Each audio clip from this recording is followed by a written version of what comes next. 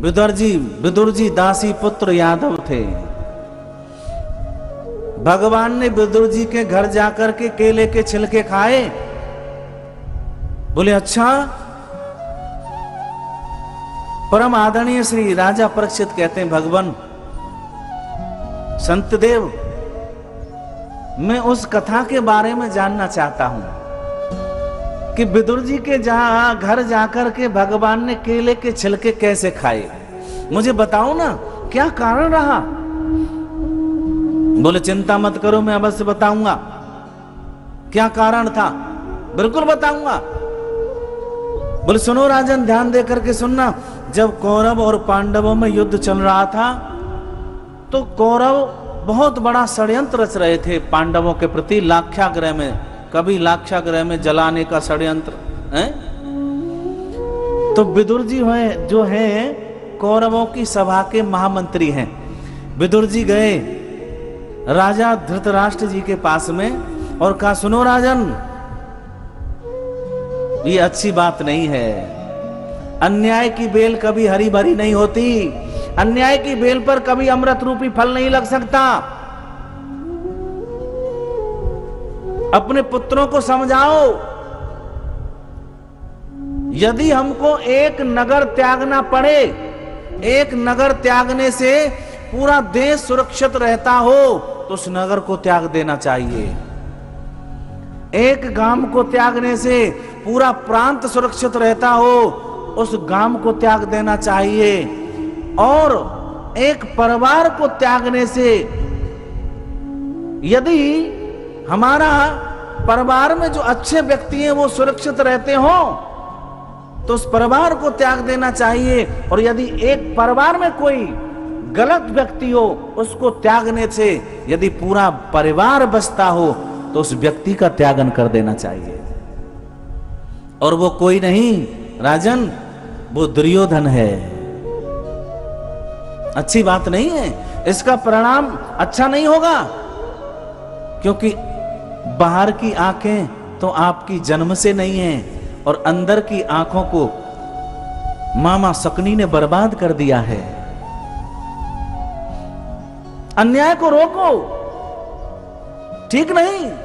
सज्जनों, ये चर्चा जब विदुर जी कर रहे थे धृतराष्ट्र जी से, इन सभी बातों को दुर्योधन ने सुन लिया और सभा में आए और कहा, सुनो दासी पुत्र, हमने तुमको महामंत्री पद दिया और हमारे पिताजी को हमारे प्रति भड़काते हो, ये ठीक बात नहीं।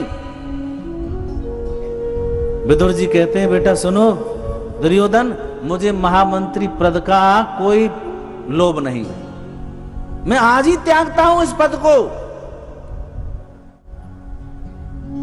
सज्जनों, उसी समय पद का त्यागन किया और सीधे वन में आए। कदली केला के बगीचे में विदुर जी रहने लगे। लेकिन आज विदुर जी को एक समाचार मिला। बोल क्या? आज मेरे भगवान शांति दूत बन करके आ रहे हैं कौरव और पांडवों का फैसला करने के लिए। दौड़े दौड़े गए विदुरानी जी के पास। सुनती हो विदुरानी? बोले कहो, आपको पता है हमारे द्वारकानाथ आ रहे हैं। बोले द्वारकानाथ कहां? बोले हस्तिनापुरी। कौरव और पांडवों के भाग्य का फैसला करने के लिए शांति दूत बन करके आ रहे हैं। विदुरानी ने कहा, सुनो आजकल तो आपका मंत्री पद भी नहीं है, इतनी भीड़ में हमको कौन घुसने देगा। बोले चिंता मत करो, जो मेरा कन्हैया है ना, काली कमली वाला, कन्हैया की दृष्टि हमारे ऊपर बहुत है। आज विदुर जी कहते हैं, बोल विदुरानी सुनो, काली कमली बाला मेरा यार है, मेरे मन का मोहन दिलदार है। धन्य है। विदुरानी प्रसन्न हो गई। बोले अच्छा, ठाकुर जी में इतना ही विश्वास होना चाहिए। सज्जनों, आज उसी विशाल जनसमूह में पहुंच गए विदुर और विदुरानी जी। उसी विशाल जनसमूह में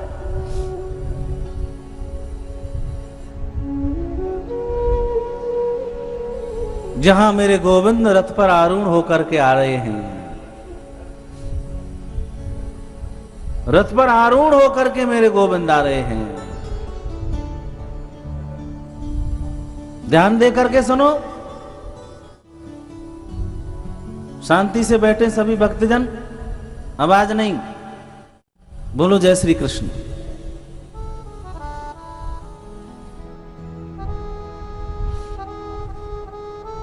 आज महाराज विदुर जी और विदुरानी उसी जनसमूह में पहुंच गए। भगवान रथ पर आरूढ़ होकर के आ रहे हैं और दुर्योधन ने बहुत बड़ा मंच बनाया, अनेकों स्वर्णों के सिंहासन, लेकिन मेरे गोविंद के लिए मड़ियों जड़त सिंहासन। दुर्योधन कहता आओ गोविंद आओ, लेकिन भगवान उस मंच को नहीं देख रहे, दुर्योधन की तरफ ध्यान नहीं दे रहे। भगवान क्या देख रहे हैं पता है? मेरे विदुर जी कहां हैं? मेरी विदुरानी जी कहां हैं? सज्जनों, उस जन समूह में भी मेरे भगवान ने विदुर जी को देख लिया। दोनों की नेत्रों की टकटकी लग गई। भगवान रथ में से मंच पर उतरे ही थे। भगवान ने ये नहीं देखना कि सिंहासन पर बैठना है, भगवान ने देखा मेरे विदुर और विदुरानी कहां हैं, और विशाल जनसमूह में भगवान ने विदुर जी को खोज लिया। दोनों के नेत्रों की टकटकी लग गई। सज्जनों, विदुर जी के हृदय में मयूर रूपी मोर नृत्य करने लगा, समुद्र रूपी हिलोरें उठने लगी, नेत्रों से अश्रुपात होने लगे। धन्य है गोविंद, कोई बड़ी बात नहीं, आप तो हर जगह खोज सकते हैं और हर जगह विद्वान हैं।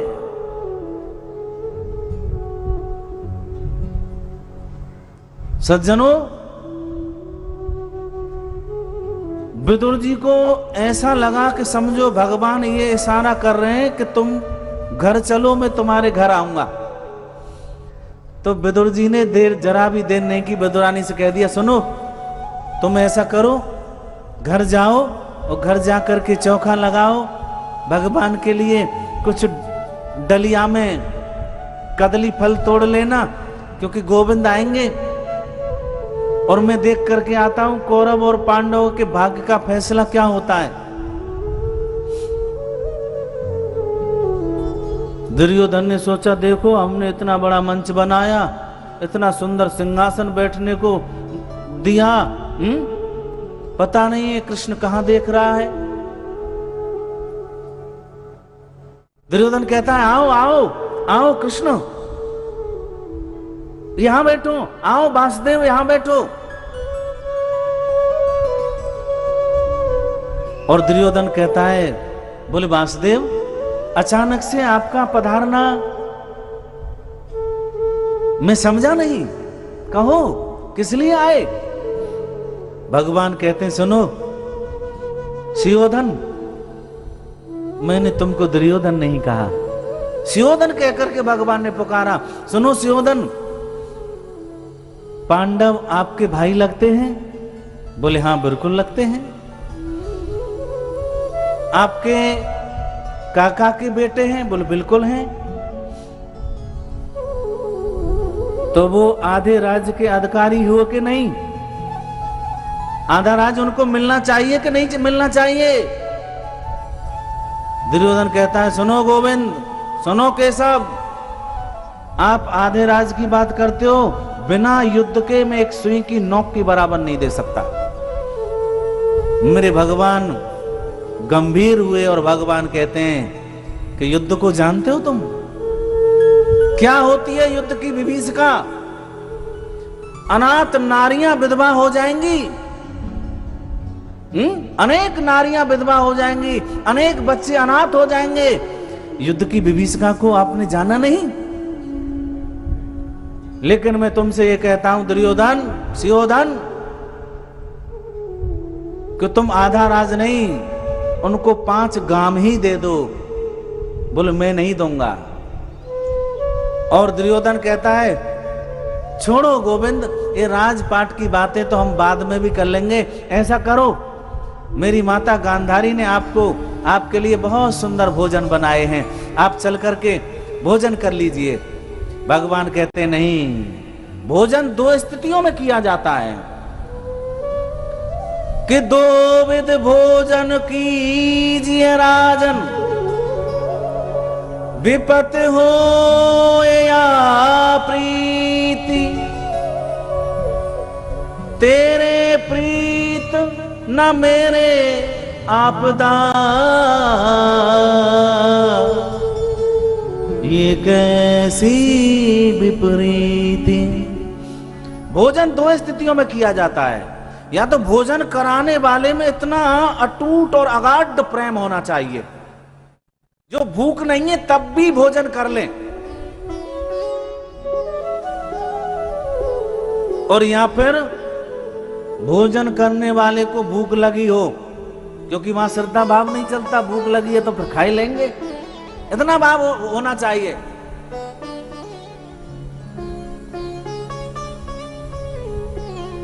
सज्जनों, भोजन का प्रसंग चल रहा था तो मुझे याद आ गई, हमारी मैया हैं रक्षा मैया, जब कभी दिल्ली जाएंगे तो फोन आ जाता है कि गुरुजी यहां होकर के निकलना, और अपने हाथों से ना जाने क्या क्या पकवान बनाती हैं कि पूछो मत। तो ऐसा प्रेम होना चाहिए सबके अंदर। ऐसा ही प्रेम विदुर और विदुरानी के अंदर है।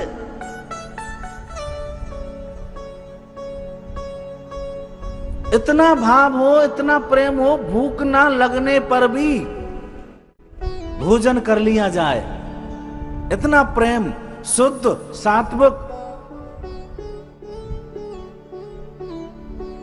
भगवान को भी खिला में नई नई वस्तुआं। तो भगवान कहते नहीं सुयोधन, तुम्हारे अंदर प्रेम नहीं, मुझे भूख नहीं लगी है, और मेरा तो भोजन आज पता है आपको, विदुर जी के यहाँ है, विदुरानी जी के यहाँ है। बोले उन्होंने कब निमंत्रण दे दिया? बोले उन्होंने कहा था जब जब हस्तिनापुर आओ तब तब भोजन, प्रथम भोजन हमारे यहाँ ही होगा। दुर्योधन ने कहा सुनो, विदुर के घर खुद खाने को नहीं, वो तुमको क्या खिलाएगा? बोले इसकी मुझे परवाह नहीं, निमंत्रण दिया है तो भोजन की भी व्यवस्था की होगी। सज्जनों, आप सत्य समझोगे।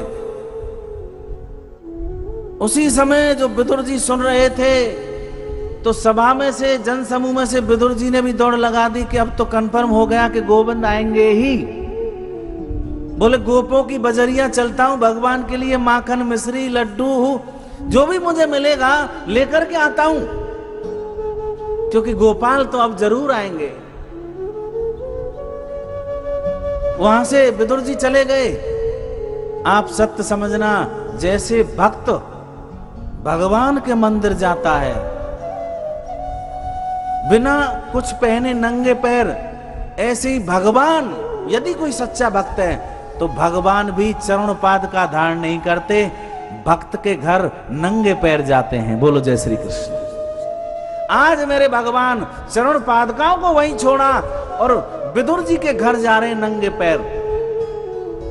आज हरि आए विदुर घर पामड़ा है। और सज्जनों, जैसे ही दरवाजे पर पहुंचे, दरवाजा खटखटाया, विदुर जी, विदुरानी जी, काकी जी, द्वार खोलो, द्वार खोलो। लेकिन उस समय विदुरानी जी स्नान कर रही थी। मेरे कन्हैया की आवाज को कौन नहीं पहचानता? सज्जनों, विदुरानी जी ने आवाज पहचान ली कि मेरे गोविंद आ गए। जो गीले वस्त्र से वस्त्र नहीं बदल पाई, इतनी भाव विभोर हो गई, उन्हीं गीलों वस्त्रों से दरवाजा खोल दिया। भगवान कहते हैं देखो काकी जी हमारे भाव में कितनी विभोर हो गई। मेरे भगवान ने अपना पटका उतारा और काकी जी को ओढ़ा दिया। धन्य गोविंद के लिए, ऐसे भाव के लिए, ऐसे प्रेम के लिए सज्जनों। और पूरे आंगन में गोविंद को घुमा दिया। बोली ये जगह ठीक नहीं, यहां बैठो, ये जगह ठीक नहीं, यहां बैठो, ये जगह ठीक नहीं, यहां बैठो। और भगवान घूम रहे हैं प्रेम के बसीभूत होकर के। गोविंद को भी नहीं पता। भाई आप इस संसार में, ग्रस्त में, कोई अतिथि तुम्हारे यहां आए उसको तुम यदि 4 जगह डुला देंगे, यहां मत, यहां सही नहीं है, यहां बैठो, यहां सही है, तो वो यही कहेगा देखो क्या ड्रामा है। लेकिन मेरे भगवान आहा भाव में विभोर होकर के चारों तरफ आंगन में घूम रहे हैं। बोले काकी जी कहां बैठना है? बोले यहां बैठो। अरे ये जगह ठीक नहीं, यहां बैठो, धन्य है। और सुनो आप बैठे रहे ना, मैं अभी गई बगीचा में से केला तोड़ करके लाती हूं, डलिया लेकर के गई और डलिया केलाओं से भर करके ले आई, पत्तल बिछा दी। महाराज केला छील करके खिला रही हैं, गिरी को पत्थर पर रख रही हैं और छिलके खिला रही हैं। धन्य है। और भगवान छिलके खा रहे हैं, एक छिलका नहीं, 2 छिलका नहीं, मेरे गोविंद तकरीबन 35 छिलका खा गए। काकी जी को भी नहीं पता हम छिलके खिला रहे हैं, और भाव में विभोर होके मेरे भगवान को भी नहीं पता हम छिलके खा रहे हैं। उतने में ही विदुर जी का आगमन हुआ। द्वार खोलो, द्वार खोलो, दौड़ी दौड़ी गई, दरवाजा खोला। सुनो ये मैं माखन मिश्री लाया हूं और लड्डू लाया हूं, भगवान आ रहे होंगे। बोल आ रहे होंगे कि अंदर बैठे हैं? आ गए? तुमने क्या खिलाया? बोल चल करके देख लो। सज्जनों जैसे ही विदुर जी आए तो महाराज गिरी, केला की गिरी का ढेर पत्थर पे लगा और भगवान छिलका खा रहे हैं। विदुर जी कहते हैं विदुरानी अरे भगवान को छिलका खिला रही हो? विदुरानी ने कहा क्या हम भगवान को छिलका खिला रही हैं? मेरे गोविंद को भी उसी समय आभास हुआ, क्या हम छिलका खा रहे हैं? सज्जनों भगवान कहते हैं सुनो विदुर जी, हमको नहीं पता कि हम गिरी खा रहे हैं कि छिलका खा रहे हैं, लेकिन हमको इतना जरूर पता है हम तो केवल काकी जी का प्रेम और अनुराग पान कर रहे हैं और कुछ नहीं खा रहे। अनुराग पान कर रहे हैं, प्रेम पान कर रहे हैं, भाव पान कर रहे हैं। क्योंकि भगवान स्वयं कहते हैं कि भाव का भूखा हूं मैं, भाव ही एक सार है, प्रेम से मुझको भजो कि भव से बेड़ा पार है, कि अन्न धन और वस्त्र भूषण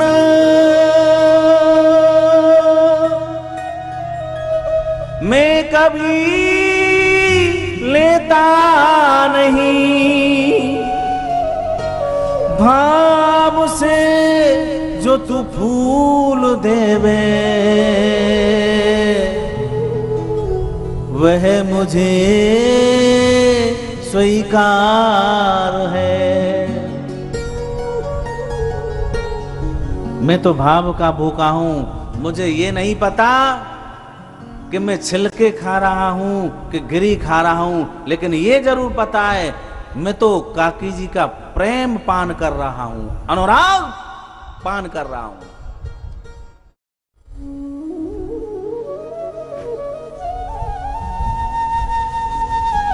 सज्जनों आज विदुर जी ने साष्टांग दंडोत किया। और सुनो जब भगवान अपनी लीला करके जा रहे थे, उद्धव जी आए तो उद्धव जी ने एक बात पूछी गोविंद से, बोल भगवान एक बात बताओ, क्योंकि आपको तो अनेक भक्तों ने बुलाया भोजन करने के लिए, लेकिन सबसे ज्यादा आनंद कहां आया, सबसे ज्यादा स्वाद कहां आया? सज्जनों भगवान कहते हैं 2 जगह। एक तो सबरी माता के बेरों में और दूसरे काकी जी के छिलकों में।